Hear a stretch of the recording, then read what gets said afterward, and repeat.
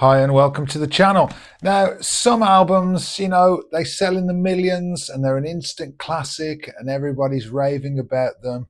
And then there's other albums, they take a while to kind of get into the public consciousness and for the public to recognize that these are classic, amazing albums. And, you get artists like Nick Drake and Judy Sill. They're what you might call a slow burn and eventually get there. And then there's some albums that they don't ever get there, but they're still incredible, because there are millions and millions of albums out there and we can't give our attention to all of them. So what I'm going to do today on this episode is I'm going to talk about 10 incredible albums that you've probably never heard of. And I say probably, but anyway, we're going to kick it off with, and this is in no particular order, by the way, of greatness or incredibleness. These are just 10 albums I think are incredible and people should be talking about more. So the first one is the album Oh Yeah by the Jan Hammer Group. I was introduced to this album by Mr. Andy Edwards. And this is Jan Hammer from Miami Vice theme tune fame, but also mainly from My Vishnu Orchestra and also playing with lots of jazz alumni through the 70s and 80s. Incredible Czech keyboard player. Is also an amazing drummer. But this album is a kind of mid-70s funky fusion classic, I think. The production is absolutely incredible. It's got that lovely mid-70s dry drum and bass sound.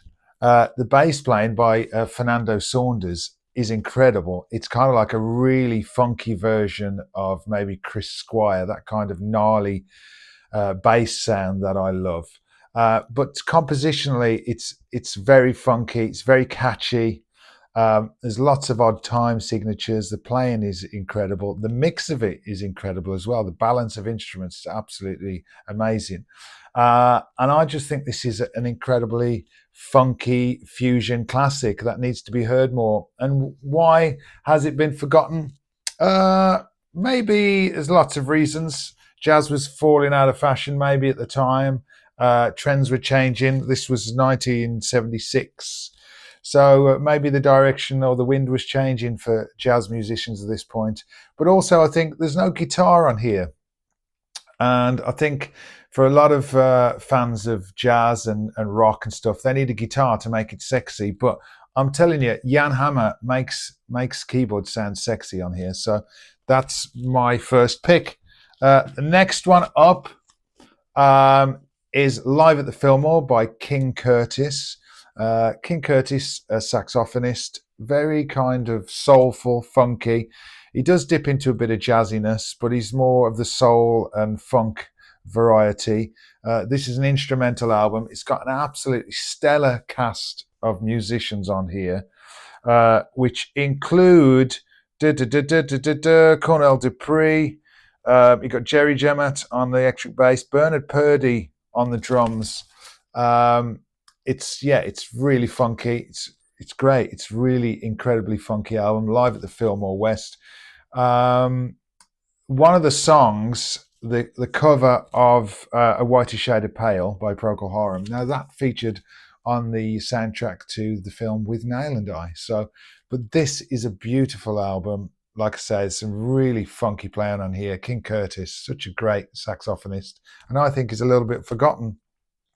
I don't know why he's forgotten, because he's great and you should listen to it. So that's my second pick. The third pick is a little bit more contemporary.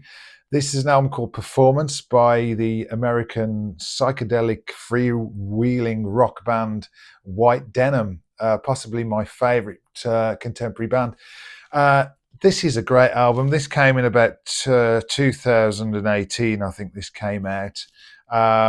They're not a massively successful band. They had some kind of minor hits here in the UK, and then COVID hit, and it kind of ruined their momentum. But this album is kind of like, it is in the 70s vein. It's got a bit of a pastiche sound about it. So you can imagine a little bit of Steely Dan. You can imagine a little bit of Joe Walsh, a little bit of country rock, a little bit of psychedelia. a little bit of fusion. It's got a bit of everything, but their songs, they're catchy. There's some very strange, obscure lyrics going on. Some great playing, great singing. It's just an incredible kind of contemporary rock album, I think. Very eclectic throughout, but a great listen. Performance, White Denim. Check it out. My next pick is from the late 70s. This is the Garbarek Group. I hope I'm pronouncing that right. Norwegian saxophonist of Polish descent, I do believe. Garbarek played with Keith Jarrett, but is also, famous and popular in his own right as a sax player. This is a hauntingly beautiful album. There's loads of space and movement with it. It's not a busy album at all. It's a kind of album you can put on like late at night or maybe on a lazy Sunday morning or something. It is very melancholic in places, but it's absolutely beautiful album. And it has John Taylor on the piano, who sadly recently passed away, maybe a year ago. A British jazz pianist who's absolutely wonderful player. It's got Eberhard Weber on the bass there. So it really is a stellar lineup of European jazz. So this is my next pick. Why isn't it more talked about? I mean, it's on the ECM label, which is quite a popular jazz label in Europe. I'm not sure. Maybe the catchy title of Photo with Blue Sky, White Cloud, Wires, Windows, and a Red Roof kind of held it back a little bit. But it's a great album and needs to be heard more.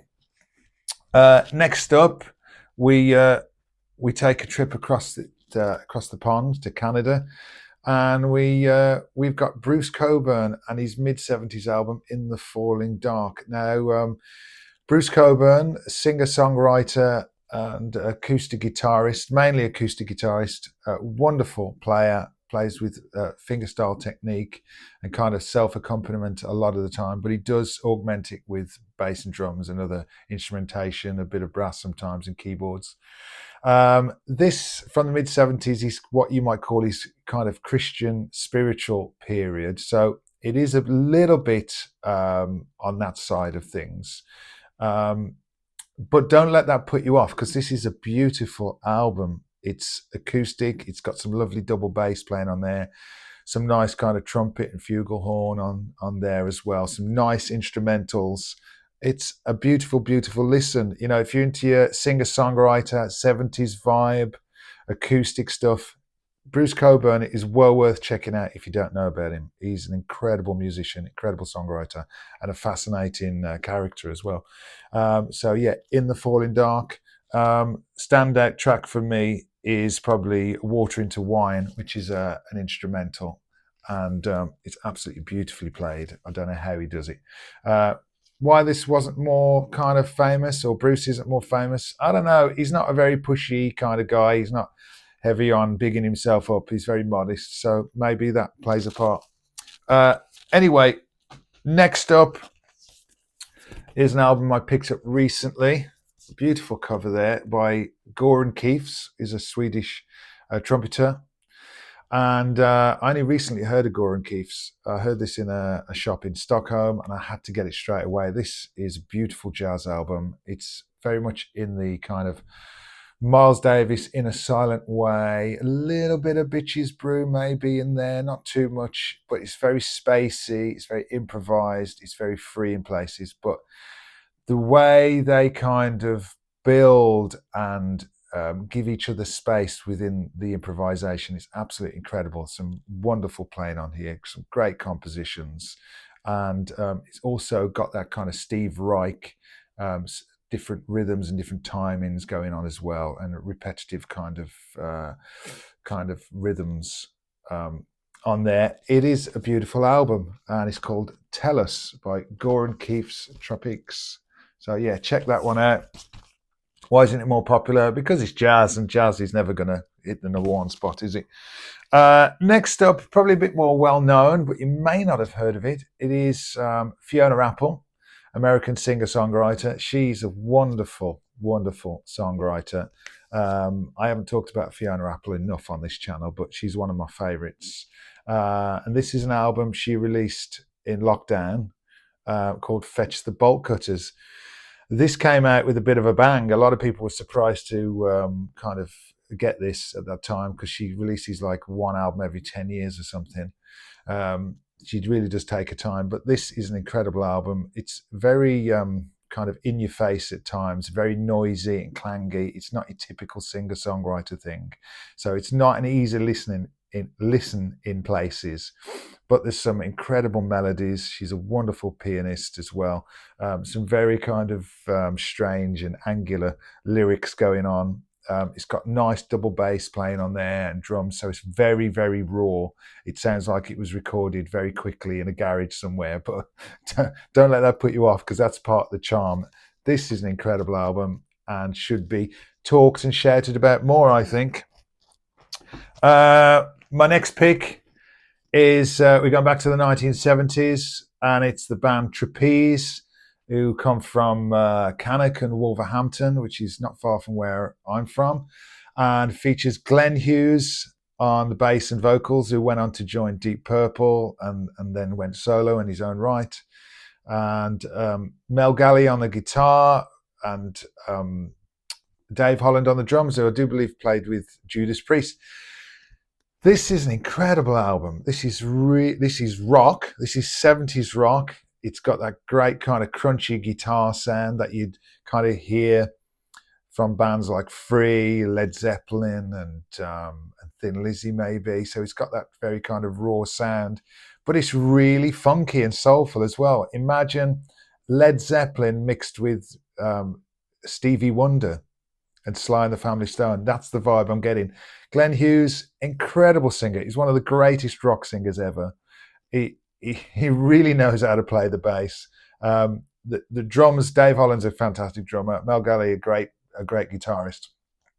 And the songs are very, very strong on this album. And it's called You Are the Music, We're Just the Band. And this is a fantastic album.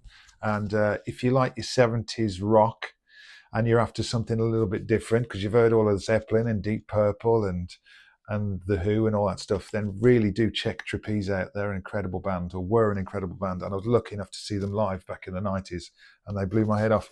So yeah, that needs to be shouted about more. Something a little bit now for something completely different. This is an album called Tenderness by an artist called Kip Hanrahan, I've mentioned before on this channel.